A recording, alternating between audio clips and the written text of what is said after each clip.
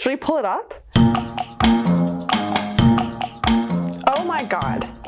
Okay, I'm just seeing this article for the first time. Hi, my name is Anna Pogarcic. I'm the editor-in-chief of the Daily Tar Heel, and this is the first in a three-part series about campaign advertising ahead of the 2020 election. So I'm a registered unaffiliated voter, and I have been getting a lot of campaign mail in the last few weeks. And so I brought it in for you all to kind of show you what I've been getting and talk it over with you, because there's a lot to unpack. It's like 99% from Republicans. This is one against Cal Cunningham. Very morbid looking. Conveniently, on all these ads, they have their sources cited at the very bottom. I don't know how much you can see that. And so I said, okay, great, let's start here. And the first thing where they say he passed $1 billion tax increase during the recession, what do you think of when you think of the recession? I mean, I think of 2008, but lo and behold, I look at the bottom and I see this article they're citing is from 2001. Certainly not indicative of somebody's current policy stances right now as they run for Senate in 2020. This second one where it says, I'll quote it for you. He turned his back on law enforcement and supported violent protesters, rioters, and looters who wanted to abolish the police, were ransacking businesses, burned the US flag, graffitied businesses, and set fires. And that one, they hyperlinked to a tweet. Here's what it says. He's quote tweeting a Spectrum News article. And all he says is, those have taken to the streets to peacefully exercise your fundamental rights, I see you.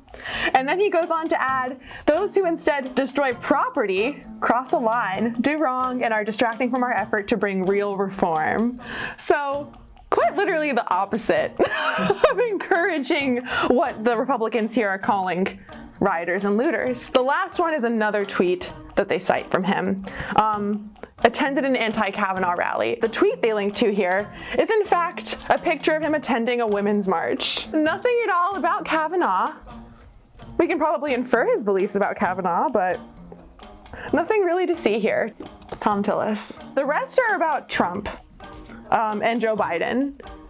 So much to think about here. So these are all very vague. Like, they're using words like our jobs and making families less safe, and those mean very different things to different people who read them. And so they're doing that on purpose to just make you feel this emotional reaction that's not based in necessarily what's true or factual. It feels like fear-mongering. This is also unrelated, but healthcare is 2 words AP style, so they need to fix that. Here's another one. Another one about Joe Biden. This one is very good because it's very simple. He is here to take your guns. He's coming after you.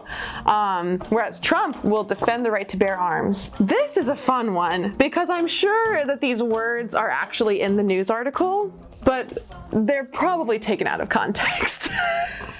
Should we pull it up? I have it up. You do? Okay. The Vox article? Yeah. Oh my God. Okay, I'm just seeing this article for the first time. Okay, so this is the headline. It says like he wants to make sweeping changes to federal gun laws, and it has this in quotes, buyback program. So I just control F'd buyback program, and in this article that they cite from Vox, it literally says Biden's plan doesn't include a mandatory buyback program. So they took the words buyback program, put it in quotes, and put them there, when technically the words appeared in the article, but they're not being factually represented here.